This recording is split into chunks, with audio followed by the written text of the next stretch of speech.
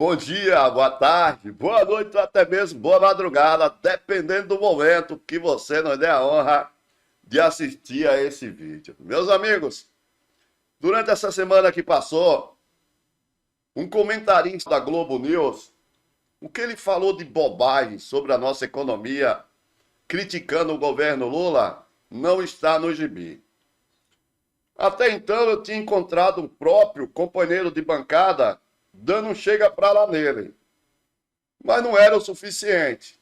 Agora, mais precisamente hoje, nesse sabadão, 4/1 de 2025, primeiro sabadão de 2025, não é que eu encontro uma fala de hoje de um especialista, de um economista renomado da USP, que serve exatamente para rebater as besteiras ditas pelo colunista da Globo, Daniel Souza.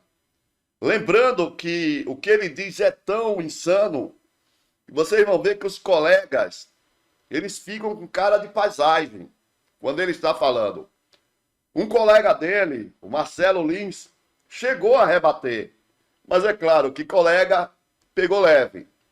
Agora, esse economista da USP disse toda a verdade sobre a economia brasileira. Então, é importante que a gente desmascara as fake news e mostra que a nossa economia está muito bem. Obrigado. Vamos fazer o seguinte? Vamos suportar mais um pouco da fala do Marcelo Souza. Vamos nessa? Sadia, destacar que o governo está fazendo uma série de movimentos de expansão de gasto. Mesmo agora com uma contenção da expansão do salário mínimo em função dessa nova regra que foi aprovada, houve ali uma decisão de se expandir gastos e isso acaba trazendo impactos sobre a atividade econômica. No curto prazo, o crescimento fica mais forte, a renda aumenta. Sabe o que é? O que é que ele chama de expansão de gastos? É o governo querendo isentar quem ganha até 5 mil e cobrar impostos de quem ganha acima de 50 mil. Foi a única coisa que veio nesse pacote de gastos que, teoricamente, seria uma expansão de gastos. Dá para acreditar numa coisa dessa? Vamos continuar. Gera uma sensação realmente de prosperidade. O problema é isso ser sustentável. Porque o que a gente está observando no Brasil é que a gente está com um crescimento do endividamento do setor público. Esse crescimento do endividamento do setor público faz com que os juros que o governo paga fiquem cada vez maiores. A gente está falando aí de juros já bem altos. Isso acaba sendo repassado para a iniciativa privada com juros cada vez maiores. A iniciativa privada tende a diminuir investimentos porque está tendo um custo de crédito cada vez mais caro e a tendência é que a atividade econômica desacelere num segundo momento em função de uma desorganização fiscal. Portanto, quando a gente pensa em decisões do ponto de vista fiscal, escolhas precisam ser feitas. O que me parece até o presente momento é que o governo está com muita dificuldade de fazer escolhas. O orçamento tem um limite, o orçamento não é um elástico infinito. Então, você quer expandir essa despesa ou essa despesa? Alguém vai ficar insatisfeito. Vai. Precisa desagradar alguém. O governo vai ter que começar a desagradar alguém. Ele tem que escolher quem é que ele vai desagradar.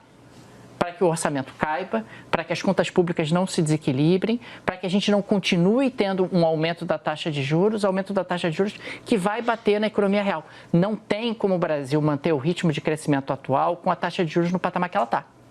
E a taxa de juros está atingindo o patamar que ela está atingindo por causa do desequilíbrio fiscal. Mentira. Mentira. Não há desequilíbrio fiscal. O governo fez das tripas coração e conseguiu ficar dentro da meta, ou seja, e conseguiu ficar em uma situação privilegiada dentro da meta fiscal. Então é mentira. Infelizmente, a gente tem que dizer isso com todas as letras. Então, se você reorganiza as contas públicas, se as contas passam a caber no orçamento, você passa a ter juros mais baixos. Tendo juros mais baixos, o crescimento ele pode ser mais sustentável, ter uma trajetória de mais sustentabilidade. Não adianta ficar animado com o que está acontecendo no curto prazo. Ah, porque o consumo está alto. Ah, porque o crédito está expandido. Isso não vai ser sustentável se a gente continuar tendo essa trajetória de crescimento do juro que a gente está tendo, e essa trajetória de crescimento do juro é reflexo da questão fiscal. Então, fica para 2025 essa enorme tarefa, desagradar alguém. Porque quando a gente está falando de orçamento, alguém tem que ficar insatisfeito, governos servem para isso. Eu acho que... Agora vamos ouvir o colega dele, Marcelo Lins, que já dá um chega para lá nele, mas não é o suficiente não. Vamos ouvi-lo? O desagrado aí não pode cair sempre nas costas dos mesmos. Eu acho que é importante, num país ainda com as desigualdades do Brasil, o governo tem que dar um jeito e tem que juntar no debate a sociedade civil nisso, e tem que juntar o setor privado nisso, e tem que dizer com todas as letras, não vai ser em cima de quem ganha salário mínimo que vamos ter que fazer esse ajuste. Agora, não é possível que não haja no debate econômico uma capacidade de se pensar que não pode ser sempre onerando ou desagradando a esses que ganham menos. É preciso enfrentar essas discussões difíceis. E, como eu sempre falo aqui, há setores que têm grupos de pressão muito organizados dentro do Congresso Nacional e esses não admitem ceder absolutamente nada. A nossa política tributária, com toda a reforma que se teve ali, ainda é algo absolutamente injusto quando se pensa que a partir de R$6.000 todo mundo passa igual. Então, se você ganha R$6.001 por mês, você vai pagar a mesma taxa, a mesma alíquota de 27,5% que paga alguém que ganha R$500 mil por mês. Isso é algo correto, é algo justo, é algo estável? Não, precisa ser discutido também. Essas questões podem entrar no debate. A questão é que, historicamente, o nosso hábito é dar sempre o remédio amargo para quem tem menos para comer. Bem, aí você viu que Marcelo Lins, de certa forma, né, deu uma encarcada nele, porque ele diz, olha, os economistas têm que também pensar que não pode ser só, né, os mais fracos a serem atingidos.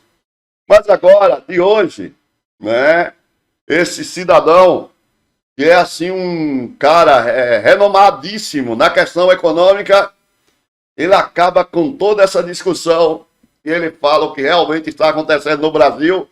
É sensacional. Vamos ouvir? Uma parte do envio de dólares para o exterior foi por conta, então, do lucro das multinacionais. Não foi por medo de investidores, de que a situação no Brasil estava ruim, etc. Esse envio de lucros acontece em dezembro, ele não vai se repetir. A situação tende a voltar ao normal. A economia brasileira, de uma forma geral, está bem. Ela teve um crescimento muito grande no ano 2024, 3,5% de crescimento do PIB, é um dos maiores do mundo. A inflação, ela cresceu, mas ela não está fora de controle. 4,7%, 4,8%, uma inflação absolutamente normal para um país da América Latina. Então, desemprego caiu drasticamente. A única coisa que está ruim no momento é o dólar, mas o dólar vai melhorar e a curto prazo, porque a razão que justificava aquele aumento do dólar, que era o medo do descontrole das contas, isso não existe, na medida que o déficit fiscal fechou com 0,1%. Então, eu acredito que nós temos todas as condições agora para voltarmos a ter um ano de 2025 muito bom. Minhas amigas e meus amigos, vocês viram aí o economista Paulo Freire, da USP, dizendo a real a respeito do que está acontecendo agora. Ele só esqueceu de falar dos juros, né, que estão um absurdo e precisam urgentemente baixar. Mas eu acho que foi o suficiente para, quem sabe, o Daniel Souza, ouvindo, né, um cara mais experiente, ele repense e pare de falar tanta bobagem sobre o governo Lula. Gostou dessa informação? Se gostou, mete o dedo no like, deixa seu comentário e passa adiante. Voltamos a qualquer momento com mais um vídeo informativo, desmontando qualquer desinformação ou na nossa live. Valeu, gente. Tchau.